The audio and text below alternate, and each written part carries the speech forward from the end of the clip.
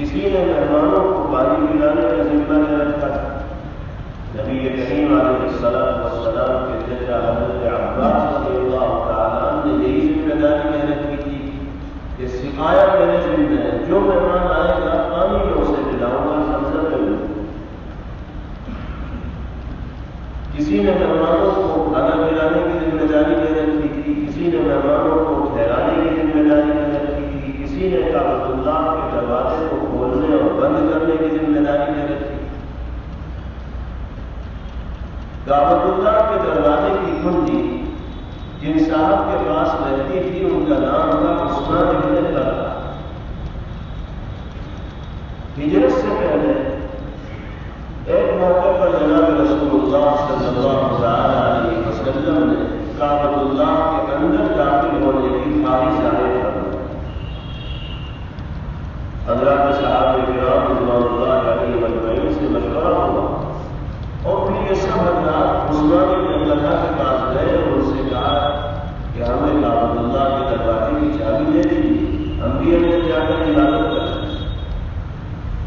تو عثمان بن طلحہ اس وقت بڑی خوشی کے ساتھ پیش آئے، بڑی سختی کے ساتھ پیش آئے، منہ بنانے لگے اور پیغمبر علیہ السلام کو چابی دینے سے انکار کرے۔ نبی کریم علیہ السلام نے اس موقع پر ایک تاریخی جملہ تھا اور ارشاد فرمایا کہ عثمان آج تو تم ہمیں چابی نہیں دے رہے، لیکن یاد رکھو ایک دن وہ آئے گا کہ اللہ کے گھر کی چابی میرے پاس ہوگی اور جس کو میں چاہوں گا اس کو چابی دے گی۔ آج تم طاقت میں ہو، تمہیں غلبہ ہے تو تم اس طرح کی حرکت کر رہے ہو اور اللہ کے گھر میں جانے سے روک رہے ہو، لیکن یاد رکھو دن بدلنے میں دیر نہیں لگتی، وہ زمانہ بھی آئے گا کہ چابی ہمارے پاس ہوگی اور ہم جس کو چاہیں گے۔ عثمان بن طلحہ نے جب پیغمبر علیہ السلام کی زبان سے بات سنی تو کہنے لگے کہ وہ دن تو اہل مکہ کے لیے اور قریش کے لیے بڑی ذلت کا دن ہوگا کہ چابی آپ کے پاس ہو۔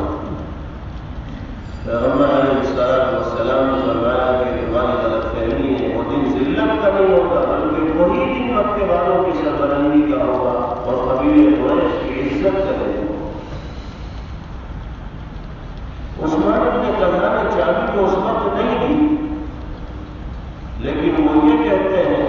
کہ نبی پاک علیہ السلام کے جملے میرے دل کے اندر گھر کر گئے، جس اعتماد و یقین کے ساتھ پیغمبر علیہ السلام نے بات فرمائی تھی تو میں بات تک سوچتا رہا کہ بھئی ایسا وہ کر رہے گا، اس لیے کہ محمد عربی صلی اللہ علیہ وسلم کی شان یہ ہے کہ جو جیسا کہتے ہیں ویسا ہو جاتا ہے۔ اب اس کے بعد کیا ہوتا ہے؟ پیغمبر علیہ السلام ہجرت فرما کر مدینہ منورہ تشریف لے جائے، حضرات صحابہ کی بھی بڑی تعداد ہجرت کر جائے۔ پھر اللہ کے حبیب صلی اللہ علیہ وسلم مکے کے فاتح بن کر مکہ مکرمہ میں تشریف لائے۔ مکہ مکرمہ فتح ہو جاتا ہے، پیغمبر علیہ السلام کے قبضے میں اقتدار آ جاتا ہے، حکومت آ جاتی ہے اور آپ کے اشاروں کے مطابق وہاں نظام چلنے لگتا ہے۔ اب نبی پاک علیہ السلام کے ان مبارک جملوں کے پورا ہونے کا وقت آتا ہے جو برسوں پہلے پیغمبر علیہ السلام نے ارشاد فرمایا۔ جب پورے طور پر پیغمبر علیہ السلام کو مکہ مکرمہ پر قابو حاصل ہو جاتا ہے اور سارا نظام آپ کے قبضے میں آ جاتا ہے تو آپ پھر عثمان بن طلحہ کو بلاتے ہیں اور فرماتے ہیں اين عثمان بن طلحہ الحجری، کہاں عثمان بن طلحہ؟ صحابہ کرام رضوان اللہ علیہم اجمعین ان کو بلا کر پیغمبر علیہ السلام فرماتے ہیں کہ کعبۃ اللہ کی چابی ہمارے حوالے کرو۔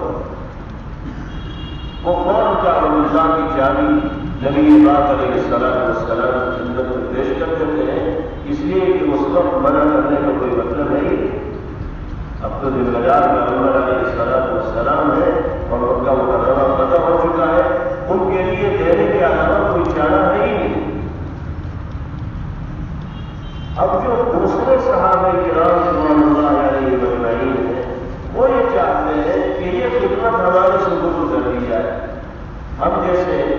کعبۃ اللہ میں آنے والے مہمانوں کی خدمت کرتے ہیں، ان کو پانی پلاتے ہیں، انہیں کھانا کھلاتے ہیں، ان کی رہائش کا انتظام کرتے ہیں، اسی طرح دروازے کی چابی بھی ہمیں مل جائے۔ حضرت عباس رضی اللہ عنہ کی خواہش تھی کہ چابی ہمیں مل جائے، حضرت علی بن ابی طالب رضی اللہ تعالیٰ عنہ کی خواہش تھی کہ چابی ہمیں مل جائے اور یہ خدمت ہمارے سپرد ہو، لیکن اللہ کو کچھ اور منظور۔ پیغمبر علیہ السلام نے وہ چابی لی اور پھر کعبۃ اللہ میں آپ تشریف لے گئے، وہاں رکھے بتوں کو آپ نے ہٹایا اور اللہ کے گھر کو بتوں سے صاف کیا، وہاں نماز پڑھی اور اللہ کی عبادت کی، اور پھر جب آپ کعبۃ اللہ سے باہر تشریف لائے تو آپ نے عثمان بن طلحہ کو بلایا اور فرمایا کہ لوگ یہ چابی ہم تمہارے ہی حوالے کرتے ہیں اور ہمیشہ یہ چابی تمہارے خاندانی میں رہے۔ وہ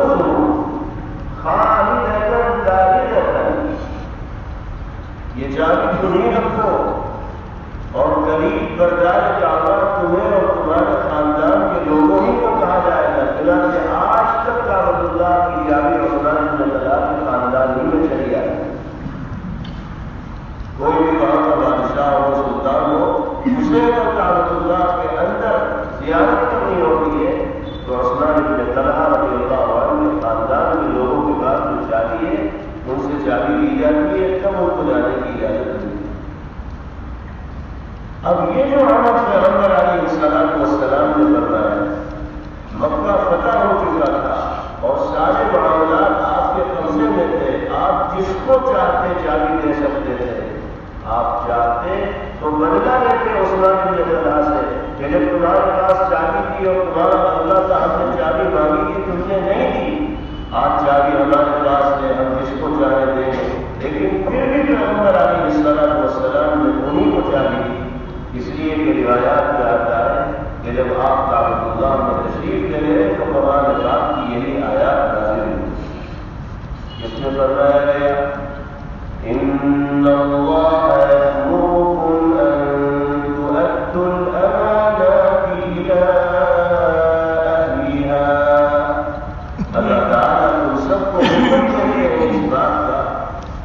کہ امانتیں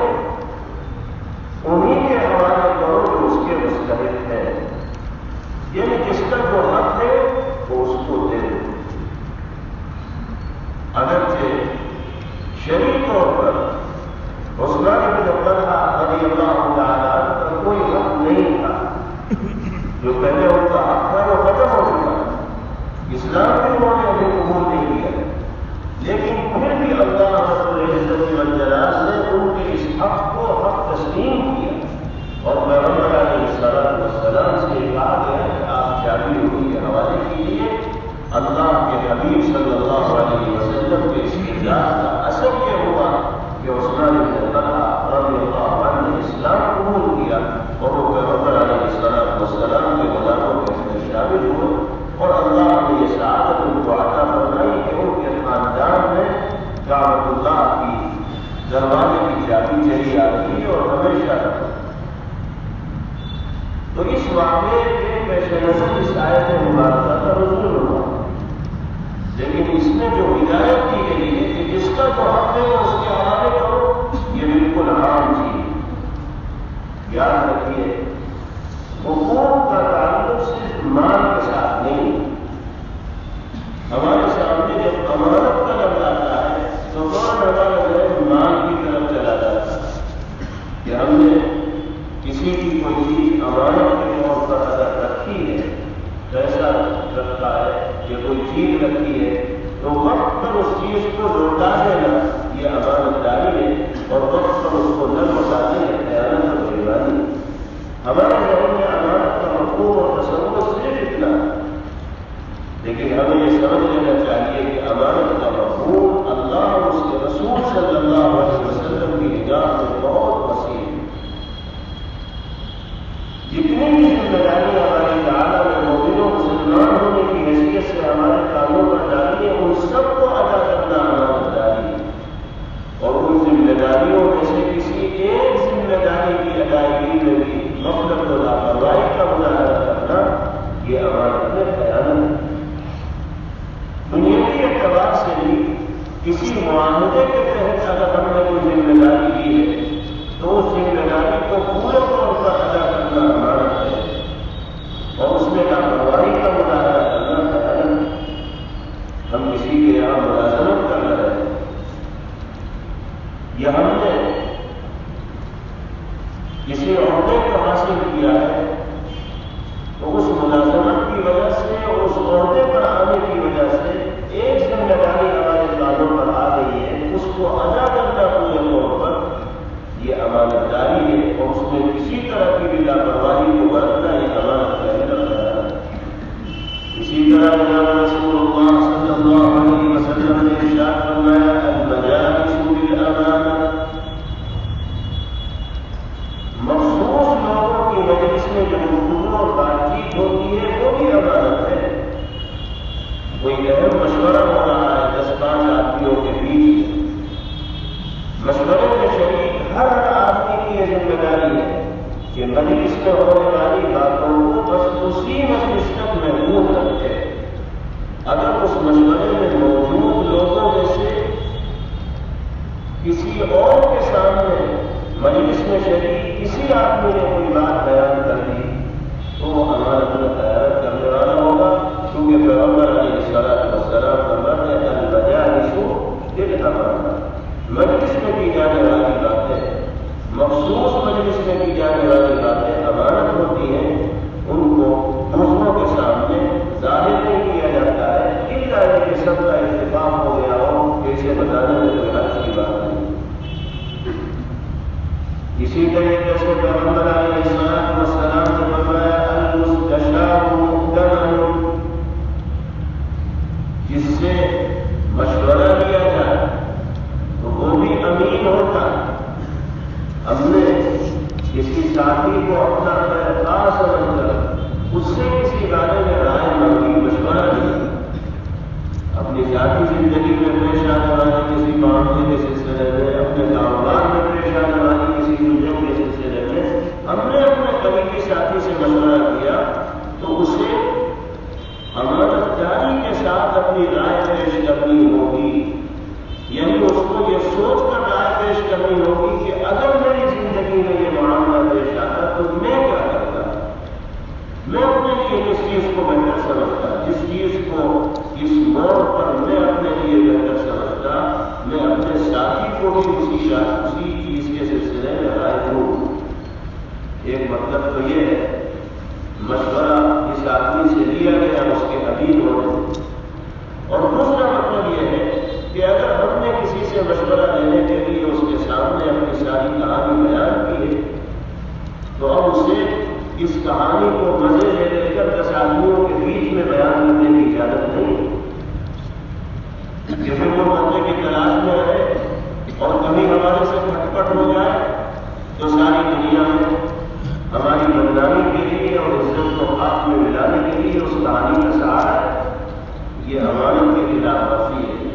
آپ کے بھائی نے، آپ کے دوست نے آپ پر اعتماد اور بھروسہ کر کے اپنے ذاتی معاملات آپ سے شیئر کیے ہیں، آپ کسی تیسرے کے سامنے اس کو بیان کرنے کا حق شرعی اعتبار سے نہیں ہے۔ آپ نے سنا ہے، آپ اس کو اپنے دل تک محفوظ رکھیے، کسی ایسے شخص کے سامنے، کسی اور کے سامنے اس کو بیان کر کے اپنے بھائی کی عزت سے کھلواڑ کرنے والے مت بنو۔ تو امانت کا یہ بھی بات۔ اسی طریقے سے ہمیں اپنے ساتھیوں میں سے کسی ساتھی کے ذمے کوئی منصب سپرد کرنا ہے، کسی کے ذمے کوئی عہدہ دینا ہے، کسی کو کوئی منصب سپرد کرنا ہے، تو اب اس ذمہ داری کو ادا کرنے کے لیے ہم کس کو بہتر سمجھتے ہیں ایمانداری کے طور پر اسی کے حق میں رائے پیش کرنی چاہیے۔ یہ بھی امانت برادری کی بنیاد پر رائے پیش کی جائے، محض مذہب کی بنیاد پر رائے پیش کی جائے، محض رشتے داری کی بنیاد پر رائے پیش کی جائے، بلکہ تمام چیزوں کو دیکھنے کے بعد ایمانداری کا لحاظ جس آدمی کو ہم اس منصب کا سب سے زیادہ اہم سمجھتے ہوں گے، چاہے اس سے ہماری کوئی قرابتداری نہ ہو، کوئی رشتے داری نہ ہو، اس کے حق میں رائے پیش کرنا یہی امانت ہے۔ اور میرے رشتے داری کی بنا پر کسی غیر مستحق کے حق میں رائے پیش کرنا یہ دیانتداری کے خلاف ہے۔ اسی کو خیانت کہا جاتا ہے، اسی کو بےایمانی کہا جاتا ہے، اور یہ بہت بری چیز ہے۔ نبی کریم علیہ السلام نے فرمایا کہ جب انسانی سماج میں عہدے اور منصب نائبوں کے سپرد کیے جانے لگے تو پھر قیامت کے آنے کا انتظار کرنا۔ اذا وسد الامر الى غیر اہلہ فانتظر الساعہ، جب ذمہ داریاں نائبوں کے حوالے کی جانے لگے اور قیامت کے آنے کا انتظار کرنا، یعنی حالات خرابی کی طرف جائیں گے، حالات اچھے نہیں ہو۔ جو آدمی اس منصب کے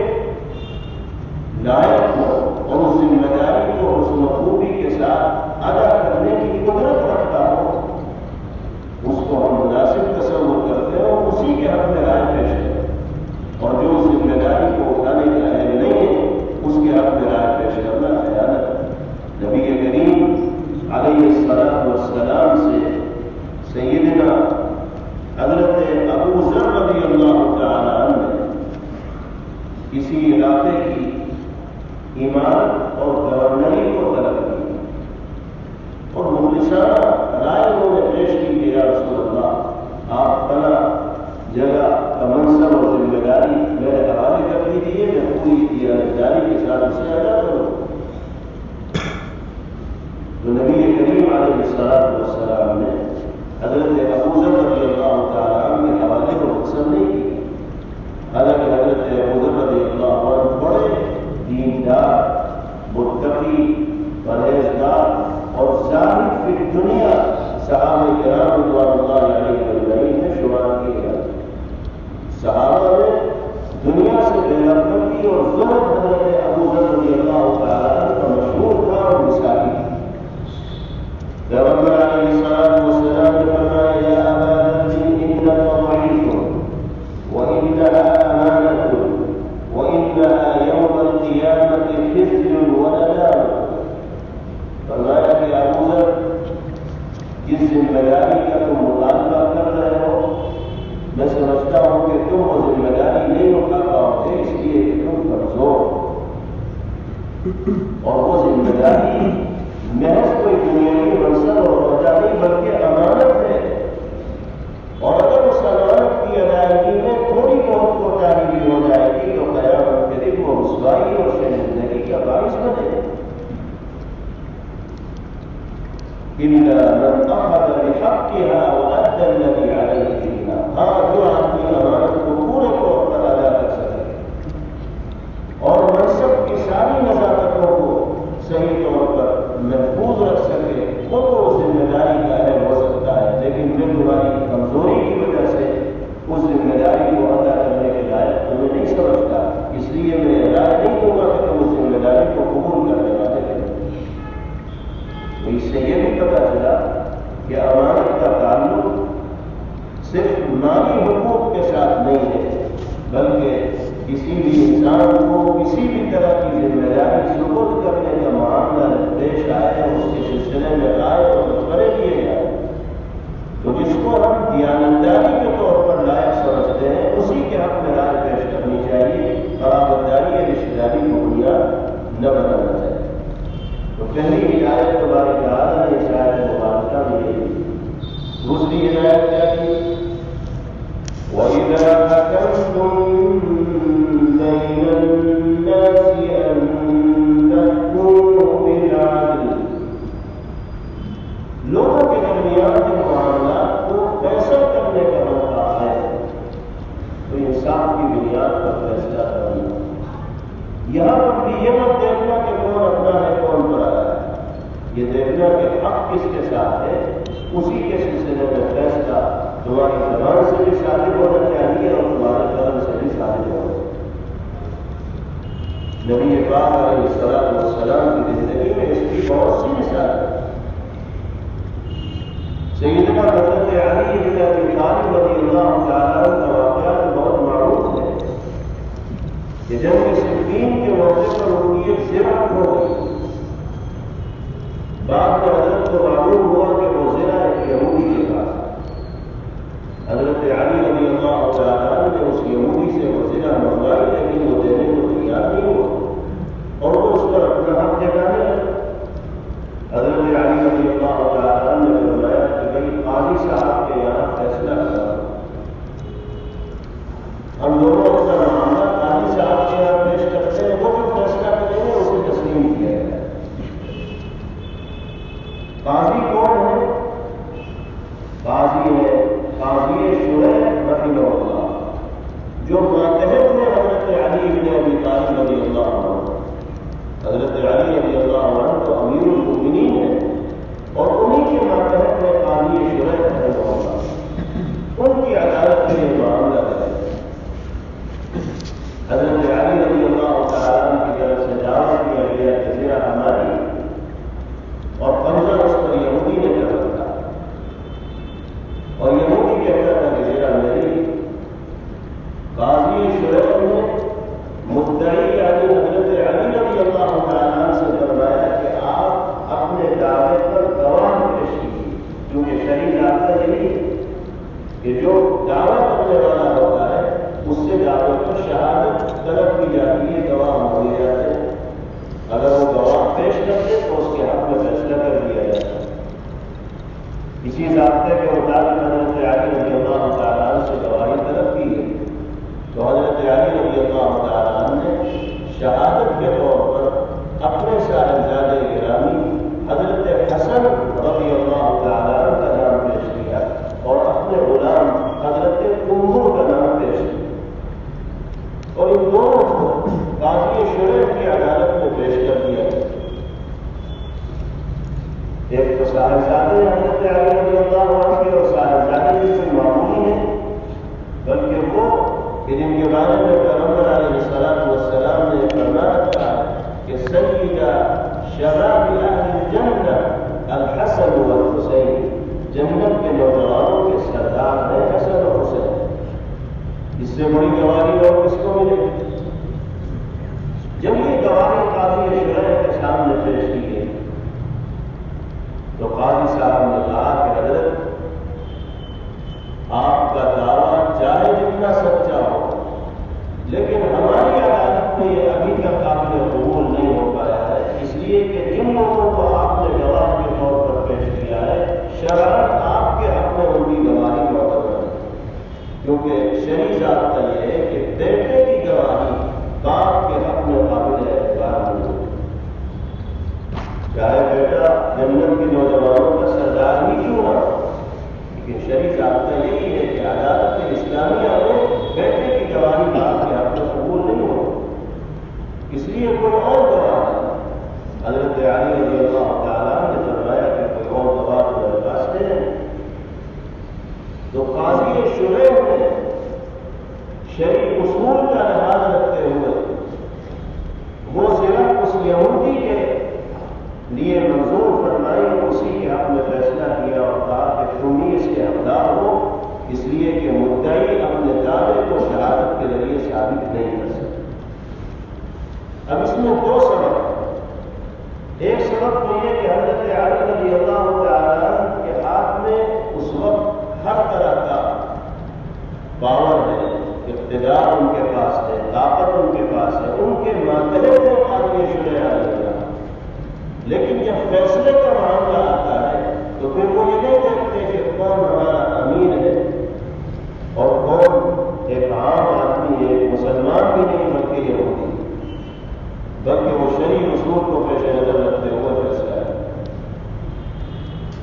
دوسرا فائدہ اس فیصلے کا یہ ہوا کہ جب قاضی شریح نے اس یہودی کے حق میں فیصلہ کیا اور زنا اس کے حوالے کی تو اس نے اسی کمرے عدالت میں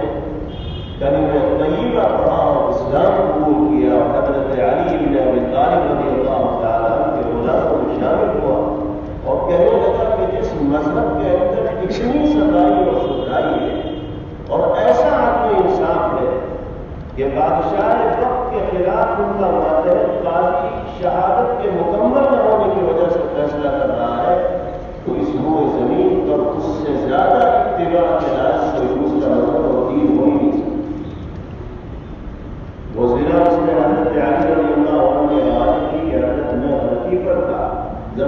اگرچہ میں نے اس کو ہتھیار رکھا تھا اور روزہ جمع رکھا تھا، یہ آپ ہی کی ہے،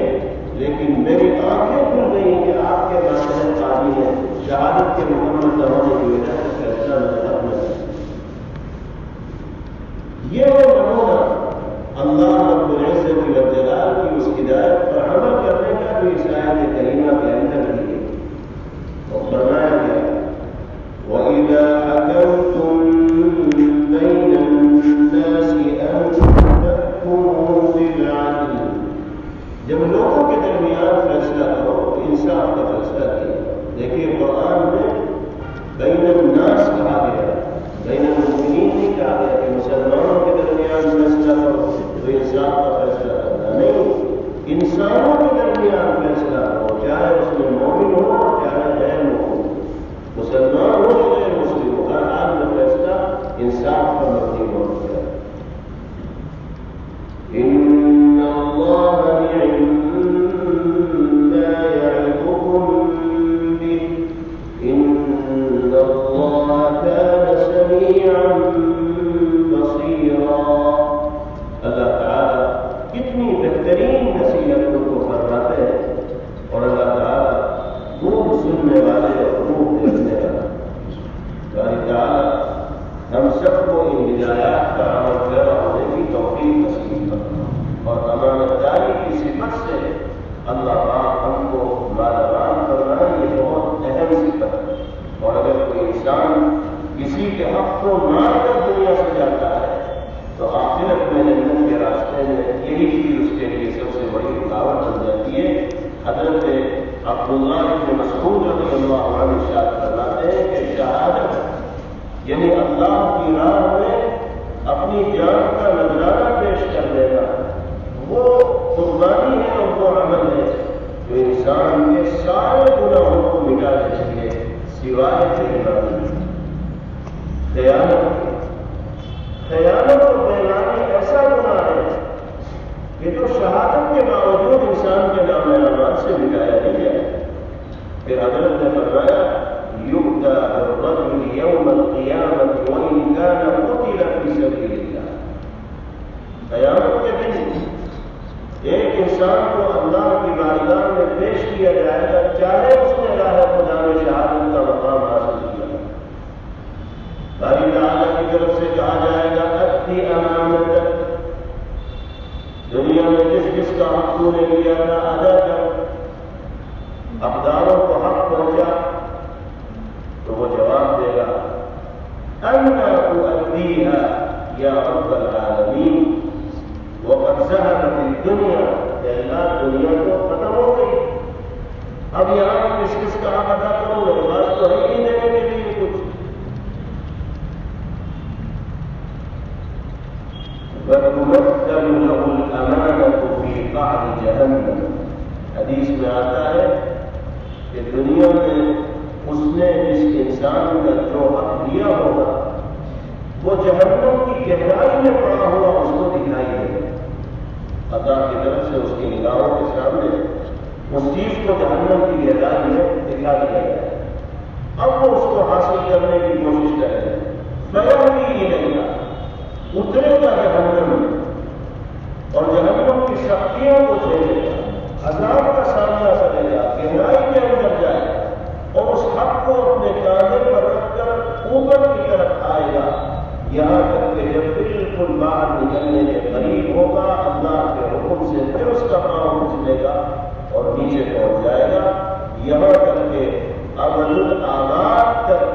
مستقل وہ اسی طرح کی سزا کے اندر مبتلا رہے گا، اوپر سے نیچے سے اوپر جانے میں لگا رہے گا اور اس حق کو لے کر باہر آنے میں وہ کامیاب نہیں ہو پائے۔ اللہ ہم سب کی خیانت سے اور بےایمانی سے حفاظت کرتا ہے۔ اس کا جو حق لیا جائے وقت پر اس کو ہر حال میں ادا کرنے کی کوشش کی جائے، ورنہ دنیا سے جانے کے بعد یہی چیز حلق کی سب سے بڑی ہڈی بن جائے گا اور جنت کے راستے میں سب سے بڑی رکاوٹ بن جائے گا۔ باری تعالیٰ ہمیں اپنی تمام ذمہ داریوں کو ادا کرنے کی توفیق نصیب کرنا اور حقداروں کے حقوق کی ادائیگی کی توفیق بھی باری تعالیٰ ہم سب کو نصیب کرنا۔ وآخر دعوانا الحمد للہ رب العالمین۔ Thanks for watching. Don't forget to like, comment, share and subscribe to Al Wahid channel.